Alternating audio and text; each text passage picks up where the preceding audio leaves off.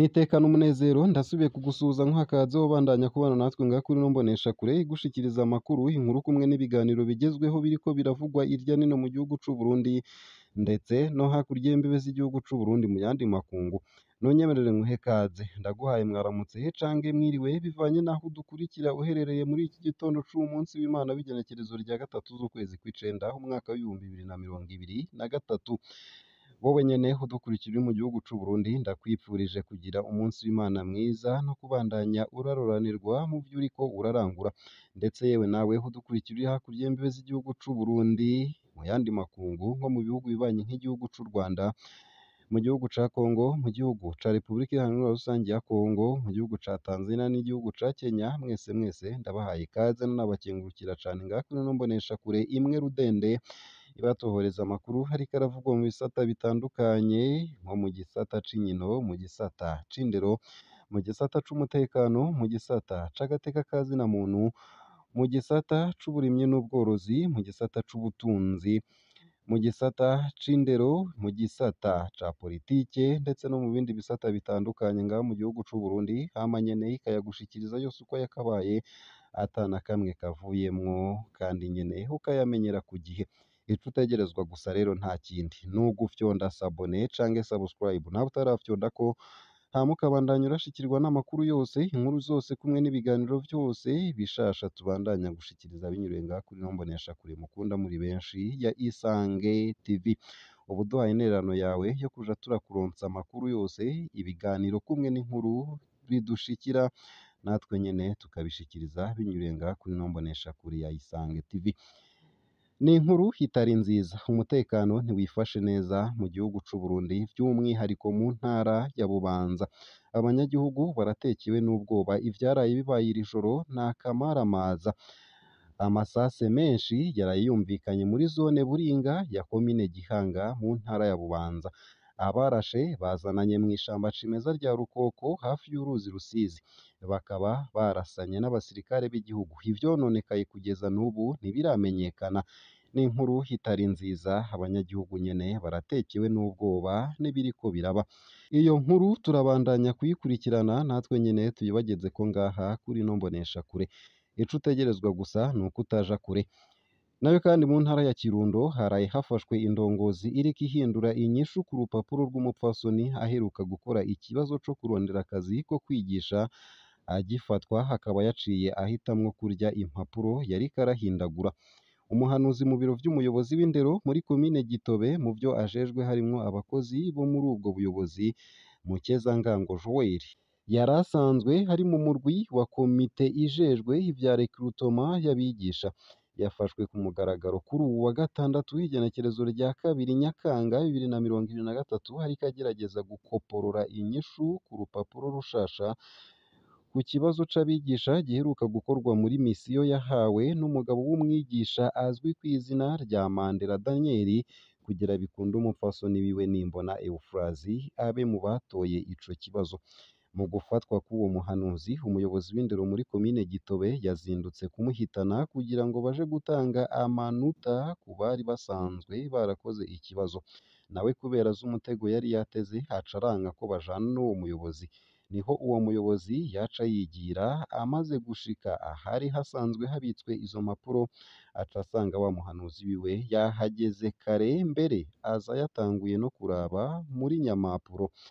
Muri ako kanya uwo muhanuzi acikanga ko umuyobozi w'indero muri komine ashitse, yaciye afata impapuro yariko akorerako amanyanga, zimwe aca arazihekenya mpaka arazimiragura, izindi ziramunanira aca azicira munsi y'akabati kari mu biro akoreramwo nk'uko vyabonetse hariko azereka inyamiramabi.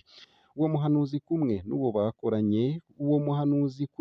bakoranye n'uwo bateguranye gukora ico caha bahavuye bashikirizwa ubutungane kugira ngo amatohoza abandanye, kuko hari impapuro z'abakoze ikibazo gushika n'ubu zaburiwe irengero.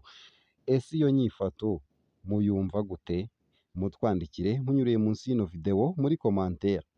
Nayo mu makuru ariko aravugwa hanze y'imbibe z'igihugu c'u Burundi nuko muri Tanzania abategetsi bariko bemera ko ataco bakora imbere y'amabi hakorerwa impunzi z'abarundi.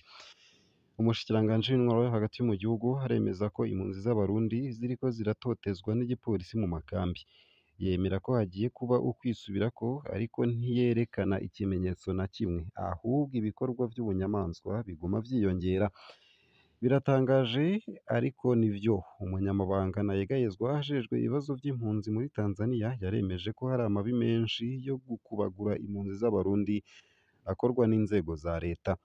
Ntawobihakana, igipolisi cariyerekanye mu bikorwa nk'ivyo, rimwe na rimwe hahonyanzwe uburenganzira bw'impunzi, bamwe barapfunzwe mu nyuma bararekurwa, urudandazwa rurabuzwa, imfashanyo yarahagaritswe, uko akaba ariko vyemejwe na Sudi Mwakibaki.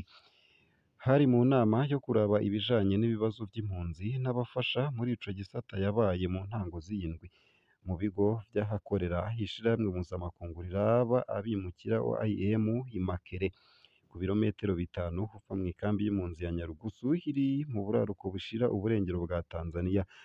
Bose barabizi, mbere bamwe muri bo baritwaye kubera ihohoterwa bakorewe mu busho no mu mabohero, uko akaba ariko yongerako akemera ko bigiye guhinduka ariko adatanze umwizero. Rimwe na rimwe ivyo bikorwa bibi biva ku kuntu badashaka kwitabira umugambi wo guhunguka ku bushake wemewe hagati y'umurwi ujejwe guhungura impunzi, ariko hagiye gushirwa mu ngiro amategeko hakosorwe udukosha twagiye turibonekeza, uko akaba ariko yasiguye. Ukwiruhutsa ku mpunzi, abaserukira impunzi z'abarundi n'iza Kongo bari mu bikorwa vy'iyo nama baratangajwe n'iryo jambo. Ni intsinzi yerekana ko amabi dukorerwa azwi, yemerwa kandi hakanavugwa ku mugaragaro n'umutegetsi nk'uwo. Akanavugwa ku mugaragaro nk'umutegetsi nk'uwo vyitwa ko yategerezwa kudukingira. Nta na kimwe turindiriye nk'impinduka, ariko igihambaye nuko Tanzania yemera ko ariyo ikora ayo mabi, uko akaba ariko babibona. Nihakorwe rero amatohoza abakora ayo mabi bahanwe kugira ngo herekanwe ko badatumwa n'indongozi nkuru nkuru za Tanzania, uko akaba ariko bategeka. Ibihushane mw'ikambi ya Nduta na Nyarugusu, impunzi zari ziteze ko ibintu bihinduka, mbere bamwe muri bo bari baciye batangura kuri uwu wa gatatu ibikorwa vyabo bijanye n'urudandazwa ruto ruto imbere y'amazu yabo. Ivyakurikiye rero bikaba bitangaje. Impunzi zirenga 20 zarahagaritswe n'igipolisi ku mugoroba wo kuri uwu wa gatatu mu gihe zariko ziradandaza ibitumbura, irengarenga canke ivyamwa. Ni igihushane kinini inyuma y'ivyemewe n'uwuserukira ubushikiranganji bw'intwaro yo hagati mu gihugu, uko akaba ariko ababibonye bagaragaza umubabaro. Bamwe bafatiwe mu gisagara ca Kane co muri zone ya 12 bakaba banapfungiwe mu busho bwo ku kirindiro c'igipolisi citwa Station A. Twari twibaza ko hatanzwe amategeko kugira ngo habeho kwemeza ivyavuzwe, kugurura urudandazwa ruto ruto, kureka abaca amafaranga bakoresheje amakinga bagakora. Ntawo kwemera ivyo duhejeje kubamwo ubu, niko bavuga. Amajambo ya Mwakibaki bayita imvugo itagira ububasha na butoya. Amashirahamwe menshi harimwo Human Rights Watch n'umurwi wa Afrika ujejwe agateka ka zina muntu yariyamirije amabi akorerwa impunzi na cane cane z'abarundi muri iyi myaka muri Tanzania. Bavuga ko abarenga 170 bahagaritswe harimwo n'abanyurujwe. Ayo mashirahamwe mpuzamakungu yari yahamagariye indongozi za Tanzania kureka ayo mabi banashengeze mu butungane abayakora. Abaserukira abandi mu makambi ya Nduta na Nyarugusu bemeza ko impunzi nyinshi zifata ingingo yo gutaha kubera uko gufatwa nabi, bagahitamwo kuja gupfira iwabo, ico bita gutahukanwa ku nguvu. Tanzania womenya ko ihaye indaro yonyene ubwayo igice c'impunzi z'abarundi zikiri mu buhungiro mu karere, ni ukuvuga ibihumbi 125. Ngaha akaba ariho nsoreje ano makuru nari naguteguriye, ariko aravugwa irya nino mu gihugu c'u Burundi mu bisata bitandukanye, ndetse no hakurya y'imbibe z'igihugu c'u Burundi, aho nakugejeje ko iyi nkuru ivuga ko umutekano utifashe neza mu gihugu c'u Burundi na cane cane mu ntara ya Bubanza, ndetse nanakugeza ko inkuru ivuga ku muyobozi yamiraguye impapuro zakoreweho ikibazo co kurondera akazi ko kwigisha. ndetse yewe ntanakugeza ko ino nkuru iriko iravugwa hanze y'imbibe z'igihugu c'u Burundi ivuga ko impunzi zibabajwe n'ibiriko birazikorerwa mu gihugu ca Tanzania. Abategetsi nyene bakaba bemera ko ataco bakora imbere y'amabi akorerwa izo mpunzi na cane cane z'abarundi.